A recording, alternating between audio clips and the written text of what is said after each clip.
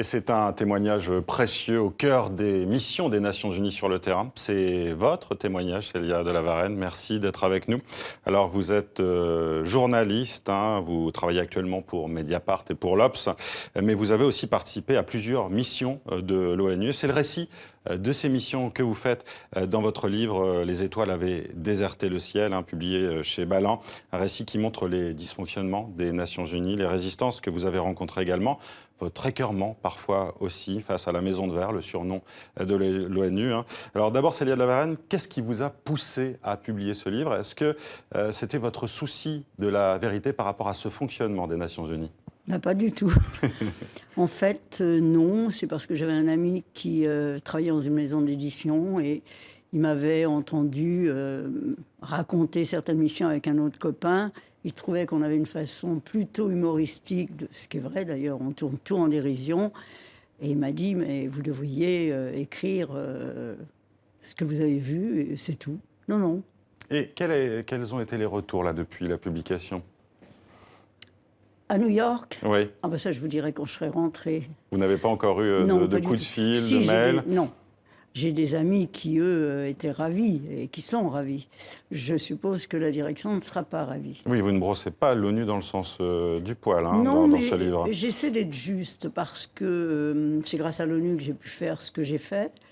Et j'ai rencontré des gens extraordinaires. Mais comme je le dis souvent, ce n'étaient pas des gens qui avaient un pouvoir décisionnaire. Ce n'étaient pas des gens qui étaient comment on dit, qui avaient été nommés pour des raisons politiques. Donc c'était vraiment des gens qui avaient envie de faire une différence. Et c'était aussi votre but.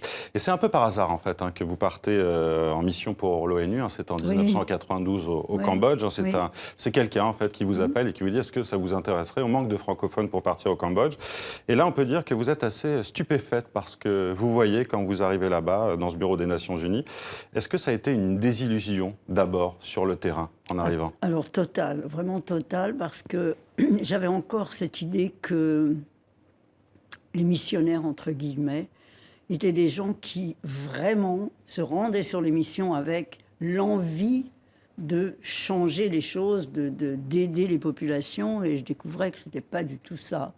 Et là, j'étais vraiment déçue. Il y a des choses qui vous révoltent au Cambodge. Vous l'écrivez. D'abord, vous parlez du fait que vous êtes payé pour ne rien faire au début et pour la boucler. Ce sont vos mots. Deuxième chose, la critique de vos collègues permanents, ceux qui profitent du système de l'ONU et de l'argent de l'ONU. Oui. Vous faites une comparaison avec le Club Med, des hommes qui, écrivez-vous, baisent aussi pour presque rien. On est loin des valeurs premières des Nations Unies. Ça vous a révolté? Ce qui me révoltait, c'était de voir que la plupart pas tous, encore une fois, j'aime pas généraliser, mais il y avait beaucoup d'hommes qui travaillaient pour les Nations Unies et qui, la première chose qu'ils faisaient, ça me rappelait le Club Med, c'est-à-dire que j'avais été géo quand j'étais très jeune et je voyais mes copains géo qui, allez hop, celle-là elle est belle, on se revoit et tout.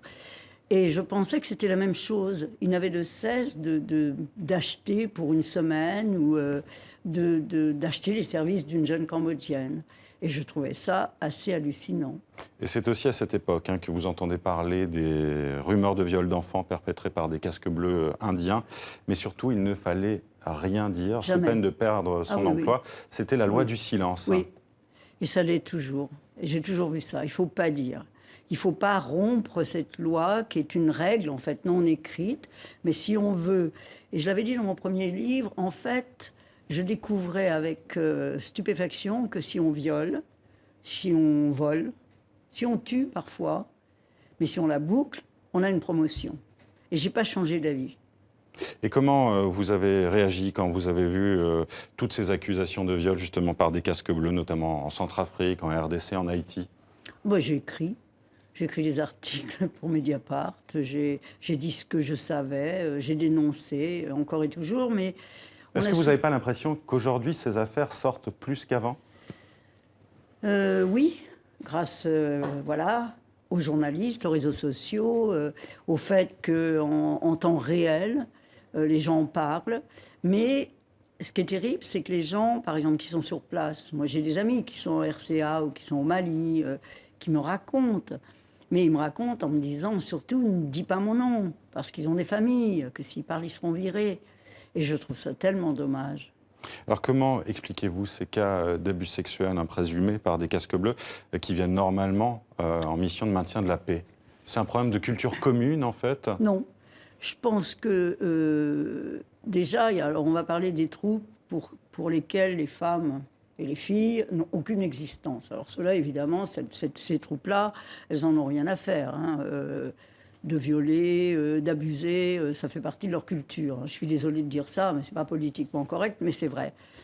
Et il y a aussi le fait que, par exemple, je vais me faire détester, les gens qui viennent de pays pourris, eh ben, ils trouvent encore plus pourris qu'eux. C'est-à-dire que ce sont des pays qui sortent de guerre, de conflits. Ils se disent « Oh, plus faibles que nous ».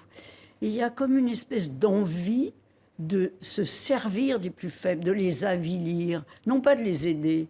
Ça, c'est quelque chose qui m'a toujours étonnée. Enfin, encore une fois, pas tout le monde, mais souvent, je l'ai constaté. Est-ce que pour vous, aujourd'hui, c'est possible de changer cette culture de l'ONU, cette loi du silence, ce système?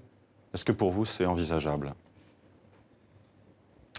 Silence. Hein. Ben, c'est vraiment la question piège, parce que si demain, tous les pays, y compris les pays, mais je rêve là, y compris les pays pour lesquels les femmes ne comptent pas, y compris les pays, je ne veux pas les nommer, il y en a trop, mais je veux dire que si ces pays-là se disaient qu'on va secourir des femmes, des enfants, s'il y a une volonté politique, mais il n'y en a pas, sinon on le saurait.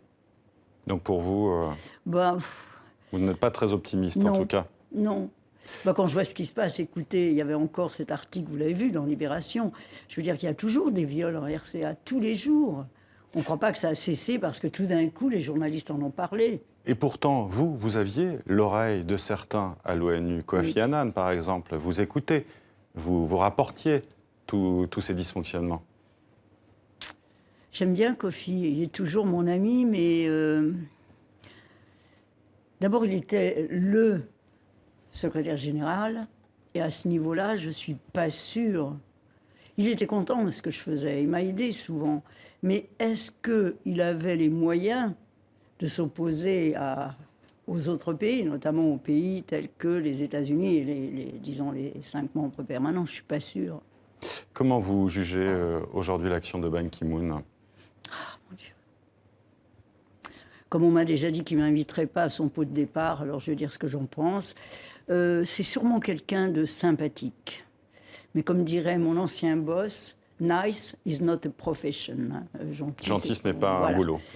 C'est sûrement quelqu'un de bien, mais c'est quelqu'un qui correspond, en fait, il a été cohérent à ce que les États-Unis qui l'ont placé à ce poste attendaient de lui. C'était John Bolton, qui est un ancien ambassadeur des États-Unis, qui avait écrit dans un livre qu'il était dans le bureau ovale et qu'avec Bush et puis Condi Rice, et il cherchait quelqu'un d'incolore, sans saveur, et qui serait vraiment très prêt à écouter ce qu'il disait. Ils l'ont choisi.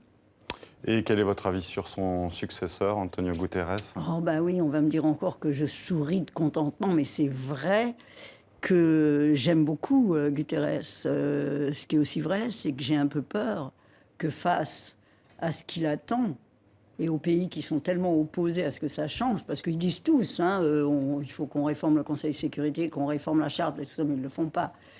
J'ai peur qu'ils se heurtent à... Moi, je trouve quand même, malgré tout, qu'en lisant votre livre, il y a de l'espoir, parce que vous avez été une personnalité qui a beaucoup détonné au sein de l'ONU. On vous l'a dit, on vous a même mis à un moment sur une liste noire officieuse. J'y suis toujours, ça je suis sûre. Et vous y êtes toujours. Probablement. Mais en même temps, on vous a confié de nombreuses missions, notamment contre le trafic d'êtres humains. C'est après ça que j'ai été sur la liste noire, parce qu'on m'a dit que j'empêchais les casques bleus d'exercer leurs droits de l'homme. Voilà. Je suis sur une liste noire et je suis sûre que les gens, les casques bleus qui ont violé, qui ont torturé des gamines, n'y sont pas. Mais moi, j'y suis. Et vous pouvez porter plainte, vous avez porté plainte contre ce fait d'être sur une liste noire? Non, vous les avez menacés? Je les ai menacés, je leur ai dit que si mon nom était à côté du nom de 2 Pakistanais qui avaient violé les gamines, je portais plainte. Et si mon nom est sur une liste, les leurs n'y sont pas, je porte plainte aussi. Eh bien, figurez-vous que dans la foulée, on m'a dit que je pouvais partir pour le Libéria. J'aurais été jusqu'au bout.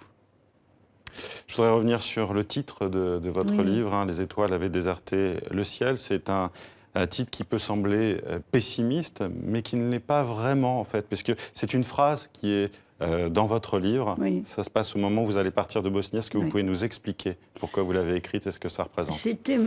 C'était le dernier raid.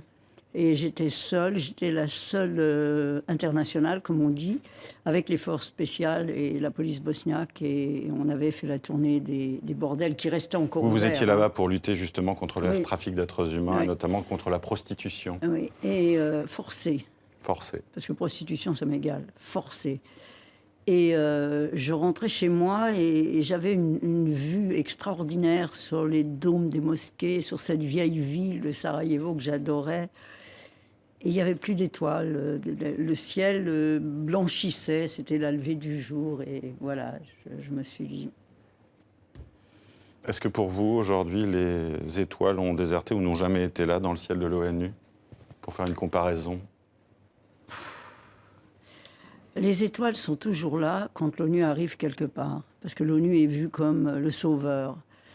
Curieusement, elle déserte le ciel après très peu de temps. Merci Célia de la Varenne d'avoir été notre invitée. Je rappelle que votre livre Les étoiles avait déserté le ciel et donc publié aux éditions Ballant. Merci d'avoir été avec nous. Merci de m'avoir invité.